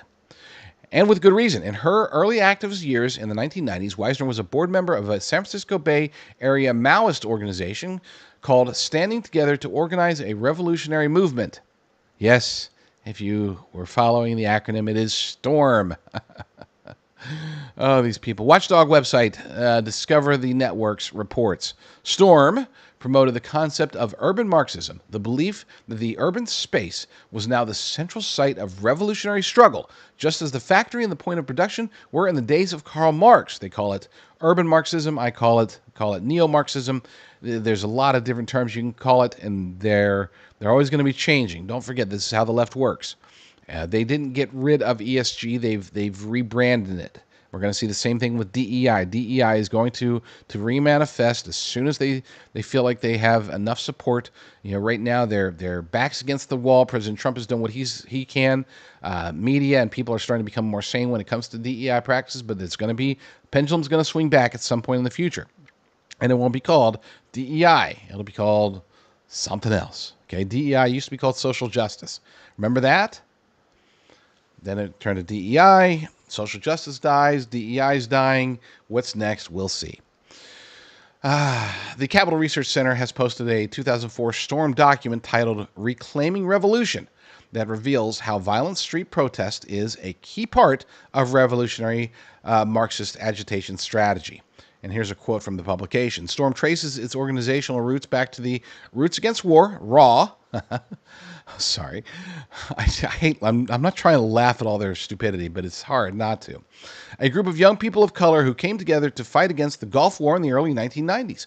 I remember these people. I remember them. Actually, I remember. Oh, yeah. Oh, gosh, I forgot about that. I don't have time. That's a story for another day. RAW's marches were militant and confrontational, regularly defying police commands and occasionally plunging through police lines and barricades. There was a higher purpose behind it all. Together, Raw's political priorities and practical methods allowed the group to lead thousands of people into direct confrontation with the state as the ruling class forced political crises and people across the country questioned the system's legitimacy. Raw created space for young militants of color to express their outrage and develop radical views. This is what's happening today. It can happen. It can perhaps best be seen in the anti-deportation protests in major American cities, such as Los Angeles, where angry racial minorities who wholly identify with the foreign nations of their ethnicity have been taught to see themselves as instruments to destroy the American oppressor nation from within. And who's leading all of this? Is it a bunch of persons of color who are, the next revolutionary leader? No, it's a bunch of white boomers. Okay, who's going to these protests? You got young radicals and white boomers. That's it. You got old people and young people. The old people, for whatever reason, they're bought off, they're paid, they're indoctrinated, they're brainwashed, they're blackmailed, something. They are those, and they're arguably the most dangerous. Maybe they're not the most physically imposing, though I'd say that some of these old men are more powerful than some of the young soy boys in Antifa. But no, they're imposing because they don't care. They have nothing to lose.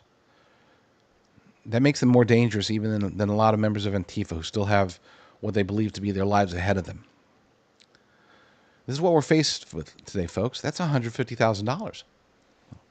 What do you think they're doing with $80 million? What do you think they're doing with the money that we don't know about? Is it really $80 million, or is it $800 million? Or is it $8 billion? We don't know. We do know that they're working hard against us. And they're not going to stop until we're dead.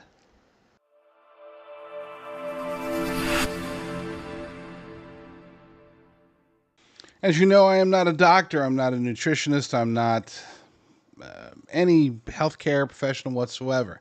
But I am a guy that does a lot of research. I am very interested in my health, my family's health, and the health of really everybody in the United States of America.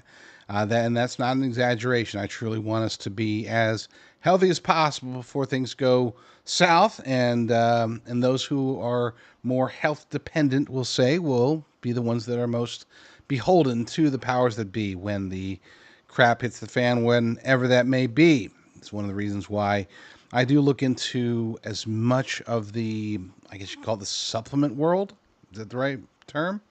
I look into as much of it as possible, and I have found in my recent studies a company, a product, really, that has blown my mind. Not just because of the scientific studies. I could tout the countless studies of how apricot seeds have been used to fight cancer, to fight other ailments, and there's a reason for it that is very much backed by science. There's also a reason why it's being suppressed. It is being suppressed by the various powers that be because they don't want you to know that there are certain things that you can do to improve your health. They want you to be beholden to big pharma, to be beholden to big insurance. They want you to be beholden to the medical industrial complex as a whole. And that's why they suppress these various positive things.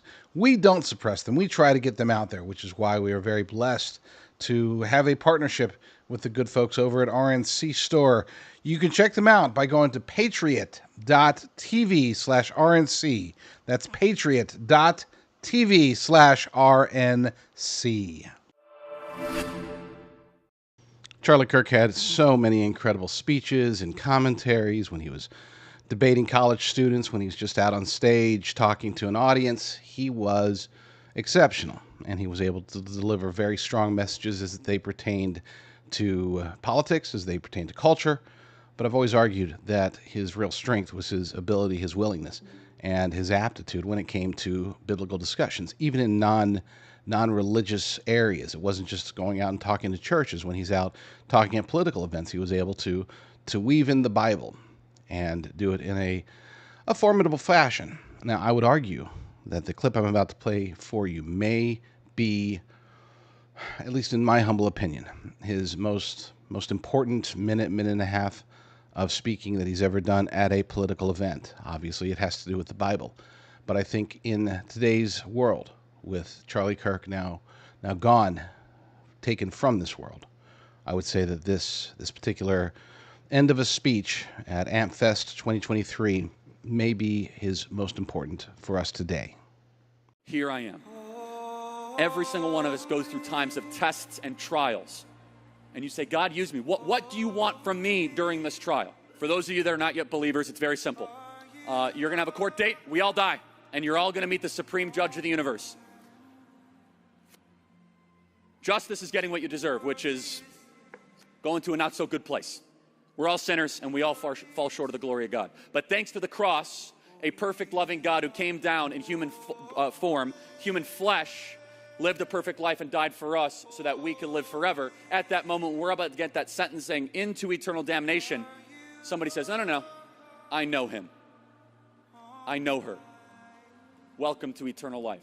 You have an opportunity. The gospel in 4 words is Jesus took my place. 3 words is him for me. 2 words is substitutionary atonement. And 1 word is grace. Grace you cannot earn.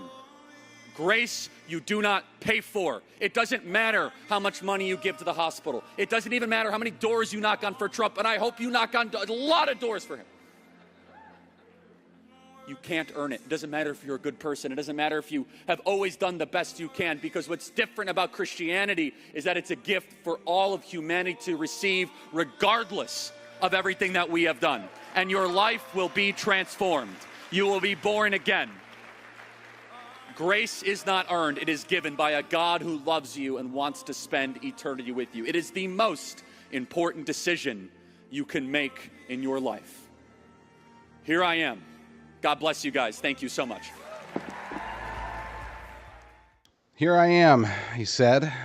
And I would argue that from what we know throughout his entire adult life, that was a mantra of his. He truly went and tried to do the best that he could as a man, as a human, the best that he could to follow what the Lord put in front of him, to walk the path, to not just talk about it, but to actually do it. And yes, he did get involved in a whole lot of politics and a whole lot of culture, but he did always try to expand his worldview into all of his discussions, all of his political and cultural debates and speeches. He worked in the Bible as best as he could, just as he was doing in that speech back in 2023. I do believe that he did tell God, "Here I am." And this is a reference, of course, to the book of Isaiah, chapter 6. In the story, Isaiah is terrified. he's brought up to heaven, and he realizes, "Oh crap, I'm in heaven, and I'm a sinner. I'm unclean. My words are unclean. I live with unclean people, and being here in the presence of God and the angels, that means that I'm about to die." And so an angel comes over, very strange visual, but it's powerful. Takes a coal from the altar, burning hot coal, and puts it on Isaiah's tongue and says, "Okay, now you're clean. Your sins are wiped away. You are clean." But in particular, after this cleaning, God asks who's going to go down, who's going to speak on his behalf. And in chapter 6, in verses 8 and 9, he says, "And I heard the voice of the Lord saying, 'Who shall I send, and who will go for us?' Then I said, 'Here I am, send me.' And he said, 'Go and say this to the people.'" And he had a message for the people of Israel. I'm not going to put words in God's mouth or Charlie Kirk's mouth or anybody's mouth, but I would like to believe that Charlie did pray and hope that he could be sent. And I felt that he saw a calling for him to, again, not just talk about the politics, not just debate college students about cultural issues, but to also bring the gospel and the hope of salvation to as many people as he could.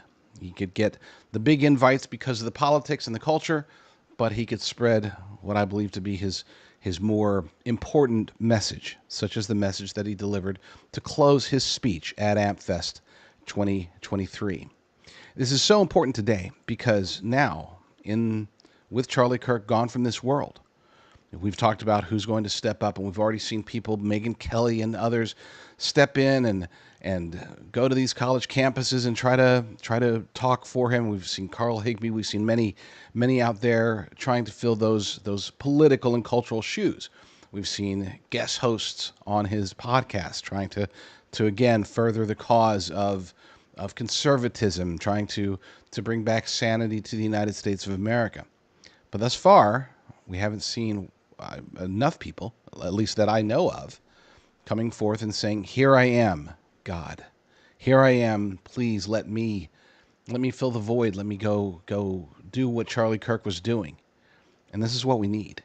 Now, that's not to say that we have to be like Charlie Kirk in that regard. We don't have to go. It's not for everybody to go out to college campuses and boldly speak the gospel while also discussing LGBTQIA issues in sports or the efficacy of reducing taxes. No. Charlie Kirk was unique in that regard. I don't expect that we will ever see anybody like him again, at least not in the same form and fashion and popularity. He was unique. But I do believe that if there are people out there, and I think that there are, I believe that many of you are out there. You're feeling the question. You're hearing the voice. You're being asked, can you talk to somebody? It doesn't have to be a huge crowd like Charlie did, but it can be. It doesn't have to be just purely, straight talk from the gospel intermingled with worldly discussions of culture and politics, but it can be. We still have to fight the good fight, and I've argued throughout today's show that the enemy, it's regrouping, it's expanding. Our adversaries, our demonic adversaries, are coming out of the abyss, coming out of the shadows, making themselves more known. They're in recruiting mode. They're trying to be the opposing force. They're using excuses such as President Trump or Charlie Kirk or whatever, but at the end of the day, what they really do oppose, whether they know it or not, what these minions of the demonic, minions of Satan, what they truly oppose is the Christian worldview. is the biblical hope that's within us. They want to tear that away from us.